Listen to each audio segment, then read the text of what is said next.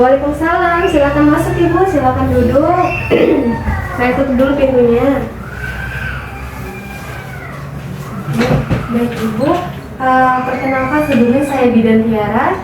Saya yang sedang berjaga di shift siang hari ini di puskesmas ini. Kalau boleh tahu ini Ibu siapa? Ibu I. Ibu Iya. Baik Ibu Iya, ada yang bisa saya bantu Ibu? Begini Bu, anak saya ini di bagian bokongnya itu terdapat ada kayak kelereng-lereng gitu, terus di lidahnya kayak ada bercak-bercak putih-putih gitu. Ya, berarti mau diperiksain itu ya Bu ya? Udah dari kemarin ya Bu ya? Iya. Oh iya, baik. Baik Ibu, saya tanya-tanya dulu ya Bu ya. Nama adik siapa Ibu? Anak Oh, anak A. Baik, nomor adik sekarang berapa Ibu? 14 bulan. Oh baik, 14 bulan. Halo adik saya, cantik banget. Baik, berarti ini saya jelaskan dulu ya Bu ya.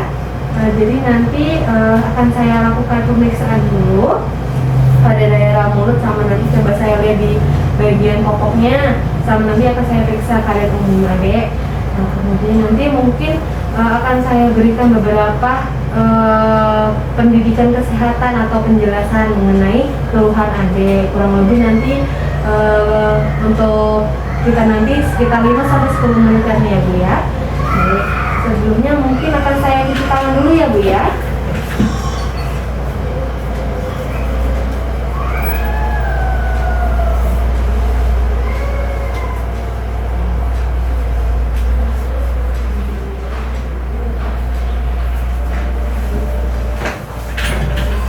Baik Ibu, sebelumnya saya akan melakukan pemeriksaan dulu pada adik.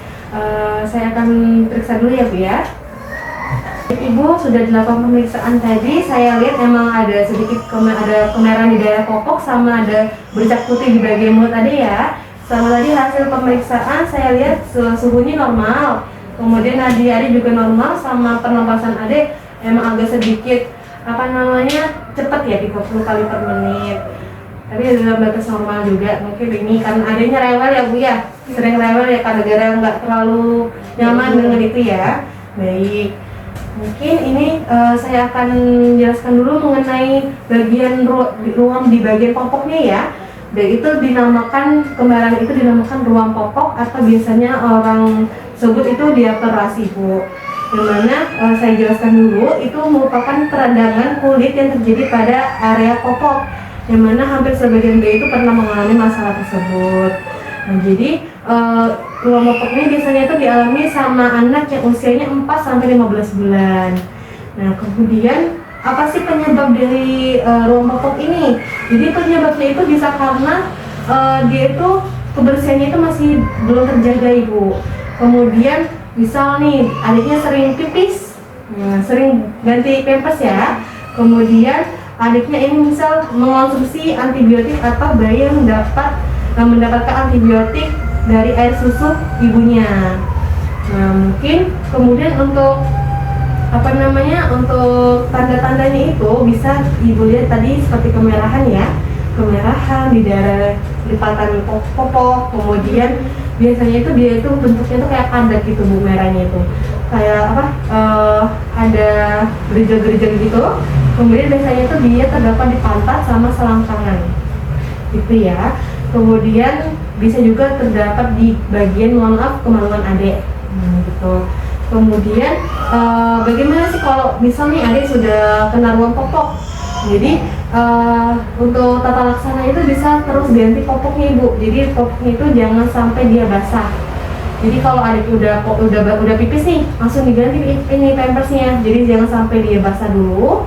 Kemudian hindari penggunaan tisu basah karena dapat menambahkan iritasi. Jadi kalau yang ada nanti pipis atau pup, bisa digunakan air yang mengalir, atau mungkin ada handuk yang dianduk hangat gitu kan, bisa dibersihin pakai itu ya. Kemudian gunakan air bersih untuk membersihkan area popok. Setiap kali menggantikan popok langsung dibilas tanpa perlu digosok. Kemudian cukup keringkan dengan mengetuk kulitnya tanpa digosok ya Bu ya. Jadi harus digini-gini aja biar keringnya. Jadi jangan gini-giniin ya. Kemudian hindari penggunaan popok terlalu kencang. Jadi ukurannya harus pas ya. dan tidak disarankan menggunakan baby oil dan atau lotion untuk mengurangi ruang popok. Jadi biarin dia nanti hilang sendiri. Jadi yang penting tadi untuk pencegahannya tadi ya, untuk kayak ganti pampersnya jangan sampai basah, cuma sekitar itu, jangan sampai ibu menambahkan krim atau salep gitu ya Bu, di daerah ruang popok tersebut. Kemudian biar tidak terjadi ini apa sih, gimana sih? Jadi untuk pencegahan ruang popok ini ibu bisa memilih jenis popok dari bahan kain yang menyerap keringat, atau kemudian bisa sering mengganti popok bila basah, kemudian bisa menjaga kebersihan sekitar popok.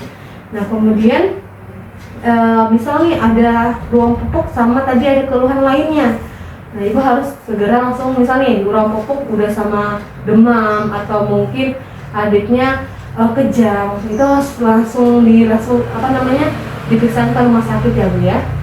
Baik, mungkin terus tadi setelah itu saya jelaskan juga dengan yang tadi ya, ada putih-putih di daerah mulut adik, itu biasanya disebut dengan oral thrush, atau ada bercak-bercak putih yang atau dari bakteri di dalam mulut adik. Nah itu apa sih oral thrush itu? Dia itu kayak adanya candida selaput lendir mulut, biasanya dia itu ada di lidah, terus kemudian di atas langit-langit, nah sama ada di sekitar mulut, lantai mulut ini.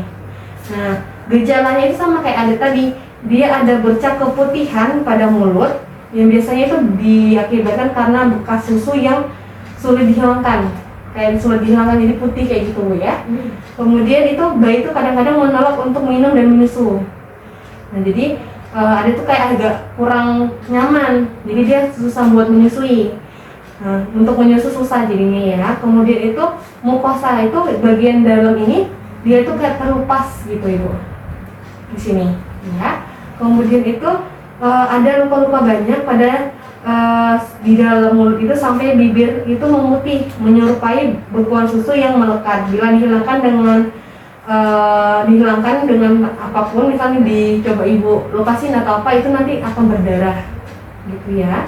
Kemudian bila terjadi kronis maka terjadi granulomatosa atau lesi berbajal kecil, yang mana ini dapat menyerang sejak bayi sampai anak yang berlangsung lama hingga beberapa tahun akan menyerang kulit anak. Nah gejala yang muncul adalah suhu badannya itu tinggi Bu, seperti sekitar 40 derajat Celcius. Kemudian bayi tidak mau makan, kemudian setiap makan itu dia dimuntahkan, atau mungkin dia nggak mau minum susu botol, bahkan ASI dan gelisah terus menerus. Kemudian bayi itu banyak mengeluarkan air liur, jadi dia kayak air liurnya tuh terus ngalir. Nah kemudian itu dia itu akan rewel terus. Kemudian untuk agar ini tidak terjadi, oral thrush itu tidak terjadi, itu bisa dilakukan dengan kalau ibu mau menyusui dengan botol, itu botolnya itu harus dibersihkan secara steril. Jadi nanti ibu cuci, kemudian ibu bisa cuci dot sama botolnya itu menggunakan air bersih, kemudian direbus atau dikukus ibu. Diseduh dengan air mendidih atau direbus hingga mendidih. Nah nanti sebelum adiknya minum pakai botol itu dilakukan itu terus, biar nanti botolnya itu terhindar dari bakteri gitu ya. Kemudian misal bayi itu lebih baik itu jangan diberikan dot kempel itu, biar dia tidak bingung puting. Kemudian juga dia itu kalau dot itu bisa menyebabkan oral thrush gitu ya. Kemudian jika bayi mana tidak menyusu ibunya, untuk menghindari oral thrush itu sebelum menyusu sebaiknya puting ibu harus bersih. Jadi ibu juga perlu menjaga kesehatan ibu, terutama di bagian putingnya Bu ya.